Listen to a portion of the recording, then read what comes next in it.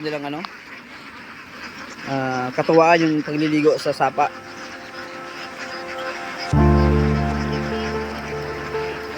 Kaya nakakatuwa naman sila pagmasdan. Nataw-tabunan pa lang ikot yung kanilang itlog. Ang dami. Grabe. Ang yung itlog ng itik. So yan si Erwin. Ito po siya. Ito po yung katuwaan yung pagliligo sa sapa.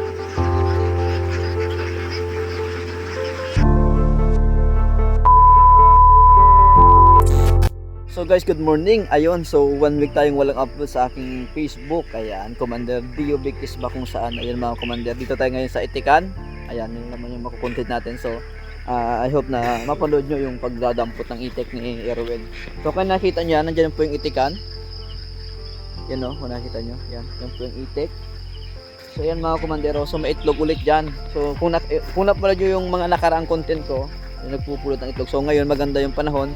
So, mamaya, hindi lang ito yung pangkat ng itik na nandito sa aming lupa ngayon mga Commander. Mayroon pa doon. So pupunta natin mamaya yung pangkat ng mag-itik. So sa ngayon dito muna tayo kay Erwin. Doon sa itikan ng pulis mga Commander. So kung nakita nyo, ayan po yung itik niya. Ayan, napakarami Ayan, ito po. Pasok po tayo doon sa loob kung saan nagdadampot si Erwin ng itik ng itlog. Tara, let's go. Ayan mga Commander, kung nakita nyo yung puti na yan, ayan, ito itlog po ng itik yan. Ayan diba? Ayun pa, so napakarami. So abalayan ko muna doon mga itik. Yun ang dami dito pa lang tayong nasa mga na to, nasa 100 of eggs na to ayan dami. Ayan mga Commander so tinatabunan pa ng itik yung kanilang itlog. Dami, grabe. Ayan po yung itlog ng itik. So ayan si Erwin. Ayan, ito po siya, ito po yung may-ari ng itik, kapatid po ng may-ari. Ayan. Ayan, dami dito parang good, dito pa lang sa good parang nandito na yung lahat ng itlog. Pambalot to lahat. Pambalot. Ibig sabihin yung mga hindi dito sa loob ng tent ng kamalig, ito ay good kung tawagin. Good ito. Ito yung binabalot ng mga magbubalot. So magkano ang presyo ng awin ng ng itlog ngayon? 10. Straight lang yung lahat. Okay. So ayan. So ayan mga Commander, mamaya babalik tayo dito kay Erwin. Pupunta muna tayo sa isang pangkat ng itikan. So titingnan natin kung meron pang mapulot silang itlog. So samantala iwanan mo natin si Erwin. Hintayin natin kung ilan yung mabibila niyang itlog. Ito mga Commander, yung itlog Ayan, pupunta muna natin isang pangkat ng itlog kasi marami pong nag-iitikan dito sa amin. Ayan. Ito po yung lupa namin mga Commander. Ito yung aming lupa na dating kinokontent ko. Ayan, nagtatanim ako dito ng mga gulay. Tapos ngayon ko sa mga mag-itik. Tara, let's go, punta natin yung iba pang mag-itik.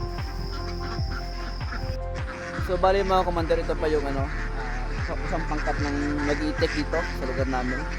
Ayan kung nakita nyo ayun, napakarami. So tapos nang pumulot ng itlog, sayang din natin naabutan. Pero yung isa kay Erwin naabutan natin. So ito mas marami itong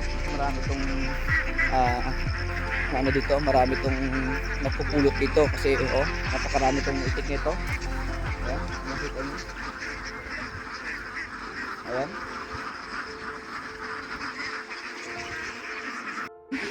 Tapos na rin kayo magpulot. Tapos na pala magpulot sila din, sayang. So si Erwin lang yung naabutan natin kayo na ayun ito po yung napulot nilang itlog. Ayan po. Pipick upin natin yung mamainil. Ito, pick up pa. So napakarami na nito Ayan. Yan po yung mga itlog nila. Na pick up mo yung kahapon lang ito ngayon. 2 days pala ito, 2 days. Ayan mga Commander Ayan kung nakita nyo, ang dami. Ayan po. Napakaraming itik. So ayan. Baka next 2 weeks pa baka makakabili din ako ng itik. Gusto ko rin mag-alaga nito. Yun, hanap natin ng kwarta, para makabili ng itik. Kahit mga panimula lang, mga 200 muna sana. Ay mga commander, ito isang pangkat, tapos meron pa isang pangkat oh. Ayan, napakarami. So ayan oh. Itong itlog niya, itong pangkat na ito yung itlog niya lang. Konti lang kasi hindi ko pa alam kung bakit. Ayan oh. Ayan po yung itlog ng itik, ang dami. Oh, napakarami po oh. Grabe. So nakaka-enjoy naman panoorin yung yung mga itik tapos nangingitlog. Yan, magandang business po talaga tong itikan. So nagbabalik na po akong bumili ng itik, talagang nagde-delay siya ako ng pera para magkaroon ako ng sarili kong itik. Ayan. Ayan mga commander. Napakarami. So ang pag-itik po ay hindi po basta-basta. Kailangan po magsangguni ka muna sa mga tawag yan. So may mga itlog pag natitira oh, nakita nyo ayan oh. Ayan. Ang pag-iitikan po hindi po basta-basta. Talagang kailangan mong pag-aralan kung paano mag-manage ng itik. Hindi basta-basta na alaga ka lang. Nagkakaroon po ng course ng pagkalugi. Kaya ginagawa ko, kaya nandito ako araw-araw. Kinukuha ko yung technique ng mga mag-itik. Siyempre, kailangan ko yun para pag halimbawa noon pa man gusto ko na mag-business dito kasi nga ang pera talaga ay madali dito sa pag-itik. Yun lang nga, talagang ito dapat ay enhance sa pagano ng itik, sa pagtawag yan, sa pag-handle ng itik para hindi ka malugi. Sa pag-intindi lang naman yan mga commander, sabi ng mga mag-itik, kailangan talaga tutok ka para hindi ka malugi. Pero kung pababayanan mo, lahat naman ng business kailangan mong tutukan at kailangan mong i-handle ng maayos para ikaw ay tumubo. Kasi kung pababayanan mo, ay talagang ikaw ay malulugi. So yan pa, dito sila naliligo. Yung kanilang pagkain, mga feeds, mga commander, ayun. Yung po yung kanilang katuwaan yung pagliligo sa sapa.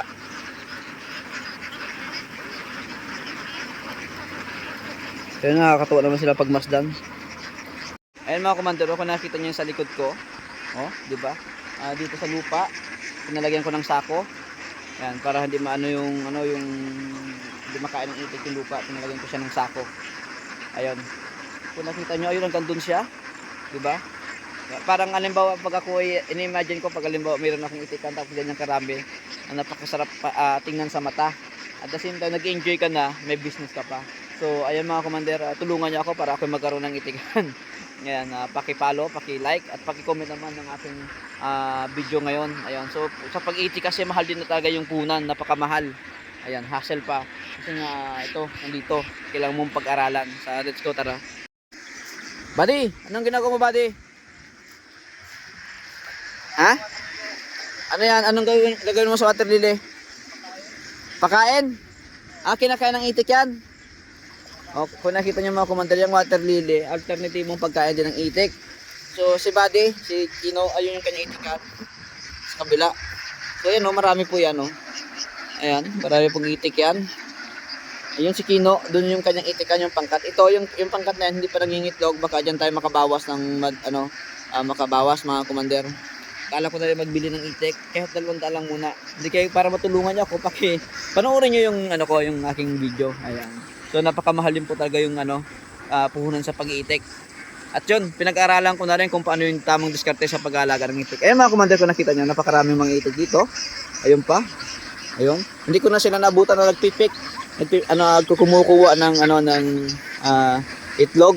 So update lang po tayo. Araw-araw na po tayo mag-update dito sa itikan. Po yung pangkat ng itik, ayan, sa kubol na yon, ayan, kubol na yan, isang pangkat ng itik yan, tapos yun, nasa rape, ayun, sa rape, isang kaibigan natin mag-itik din, ayan, kung nakita nyo po, isang pangkat pa ng itik yan, si Jason, Son, kaway muna Son, kaway muna, kaway, ayan si Jason, taga Masagisi po yan, ayun, kung nakita nyo, ayun, diba, kung nakita nyo, ang dami, ito pa, yan, pangkat po ng itik yan. At meron pa dito.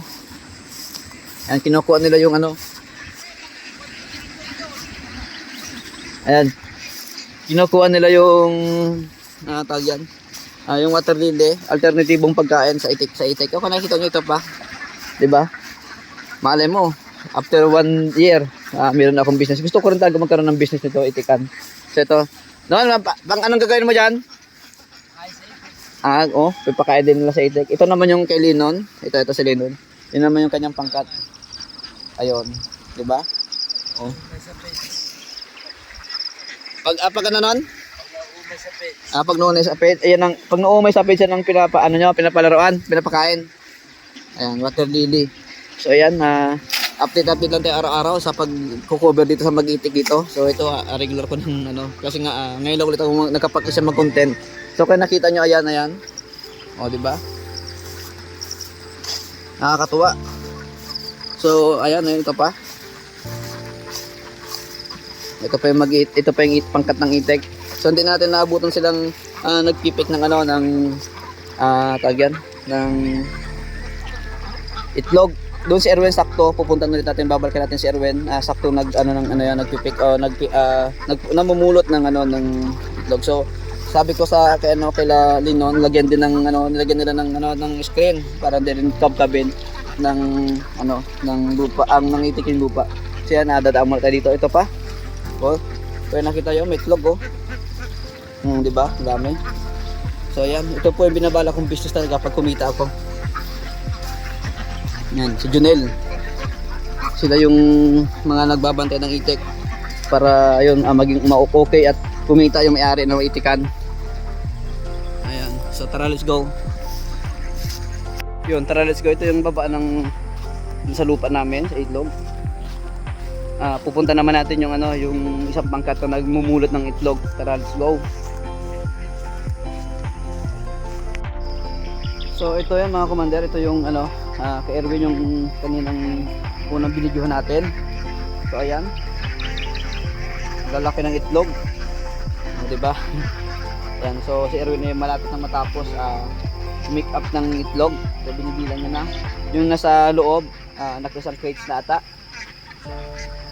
Naka-isang crates ka na. Magandang magandang balita yun. Ang isang crates ay nag-300, no? So ayan, tara, let's go. Pero sayang hindi natin naabutan yung ilang pangkat na pagpipik o pagpupulot ng itlog ng itik. So si Erwin lang yung naabutan natin. Ayan. Itong dito na sa loob ng kubol na ito na to. Pambalot ito. Ito yung sinasabing good na itlog. Hindi siya naulanan, hindi siya natunugan, hindi siya nabasa.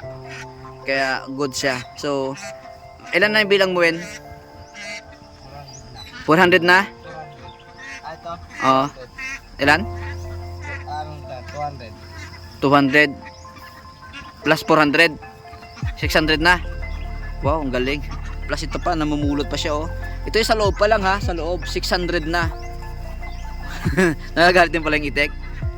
Nagagalit din siya dahil pinupulot yung itik na lang. Mapagmahal din pala itlog, mapagmahal din pala sa itlog ang itik. So ayun mga commander, na nasa 600 na ang napulot ni paring Erwin. Meron pa siyang pipick upin. Kung nakikita nyo, ayan napakarami pa. Di ba? Siguro nasa 100 pa yan. Nasa 600 pala ang itlog ngayon. Tapos meron pa yung dito. Ayan, nakakalat pa yung itlog na yan dyan sa dito sa labas. Ito ay hindi na siya good. Pang itlog na pula na siya ang gagawin dito. Ayan kung nakita nyo, yan, nakakalat pa yan. Ito, yan, hindi na siya pwedeng ibalot. Itlog na maalat ang gagawin dyan sa mga dito sa labas ng itlog. Ayun kung nakita mo pa yun nandoon, so i-zoom natin. Yun, yung mga puti-puti na yun. Ayan, itlog pa yan na pipick upin ni siguro kulang-kulang 700 siguro ang itlog ang itik nito. So magandang pagkadali ng itlog ngayon. So ayan, nasa 500 na. 500 na, gala mo 500 na. May pipick upin pa siya. Dahil pa siyang pipick upin sa labas. Sa loob pa lang yan mga commander. Yan, nasa 500 na. More or less nasa 600 lahat ang itlog. Sa tagsampo nasa 6,000. 6 per day ang kinikita ng mag-isa mag-itik. Ayan, 6,000 6,000 a day. Ang kanilang pagtuka ay nasa 4K, tama? So may 2,000 sila.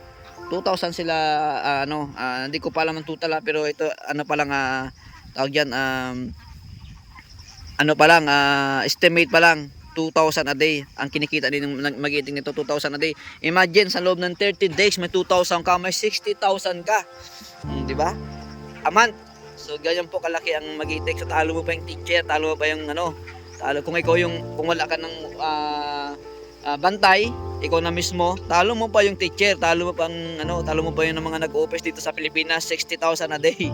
Yun, di ba? Ay lalo pa kung halimbawa nasa nasa palayan, nasa pastulan, wala silang babayarang feeds.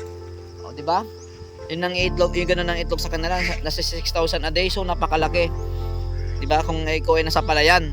Kasi mas gusto yun, ito kasi ngayon kasi mga kakumander, kasi wala lang pastulan, wala lang palayan na walang palay na tubigan na inaani sa ngayon, kaya dito sila sa akin nag-stay.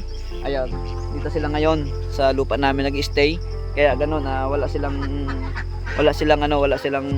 walang palay na ngayon na tubigan ngayon na inani. Kaya ang tawag dito ay buhay itik lang, pero yung buhay itik kikita ka ng 2,000 a day, so napakalaki pa rin yung kikitain nito.